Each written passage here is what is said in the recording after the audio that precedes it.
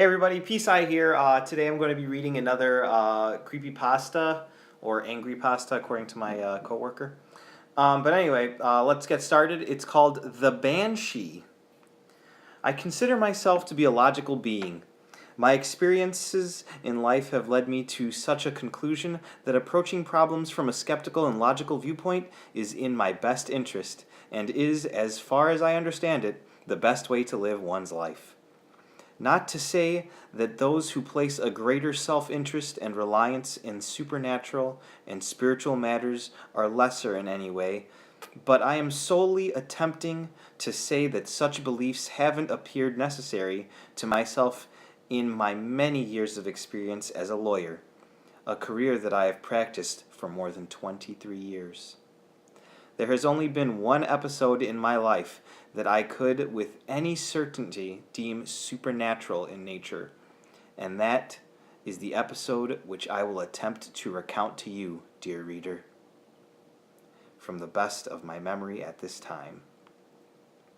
The year was 1955.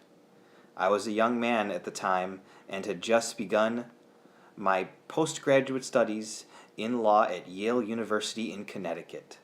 I was particularly adventurous youth, sometimes to my own detriment, and sought out any and all excuses to travel, have adventures, as I liked to think of them, and escape from my studies, something which I now regret, though my experiences have provided me with plenty of knowledge for which I will forever be grateful. It was at one of these times when my adventuring spirit was at a high point that my brother Josiah invited me to spend a few weeks with him in Brazil. Josiah had moved recently there to teach English at a Catholic university of Petrópolis in the state of Rio de Janeiro. I assume he suffered from the same adventurous spirit as myself, a curse that no doubt impelled him to take up the venture in the first place. The thought of traveling to Brazil seized my spirits, and though I would certainly miss a period of classes, the trip would be brief, and I felt confident that I could both complete any assignments while in Brazil and catch up on my return if necessary. After some debate, it was decided that perhaps a period of only 1 week would be better for my vacation, and my brother wasted no time in purchasing the airline tickets and making the necessary arrangements. I felt that the pricing must have been expensive, and I offered to pay for some of the expense, but he declined. He insisting that his recent employment had given him more money than he and his young family needed, and he was anxious to use some of his newly acquired funds for some good cause, and that he was looking forward to seeing me. The day of the trip arrived. I brought with me only a mid-size suitcase with clothes for the week and a few school supplies.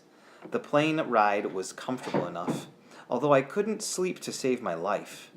I never could sleep on planes, and the length of the journey was enough to exhaust one's spirits. After what seemed hours of fitful tossing and turning, I drifted off. When I awoke, day had already broken, and it was almost time for our descent. I was served a small breakfast of something or other, and the plane landed in Rio de Janeiro. Josiah had spoken very highly of Brazil, so my expectations were somewhat heightened. My first impression of Brazil was that the landscape was very beautiful, and I found myself constantly looking around at the immense cliffs and green hills, forth from the ocean and come out of the earth like something from a dream. The city itself was small, I thought, at least compared to the other great cities of the world that I had visited. But set against this tropical and gorgeous coastline, one couldn't deny that this was a desirable place to be. I can only imagine the kind of nightlife that took place here, the parties being somewhat legendary. I myself never got to see these for myself. Perhaps one day I'll return. I count myself blessed for simply having been there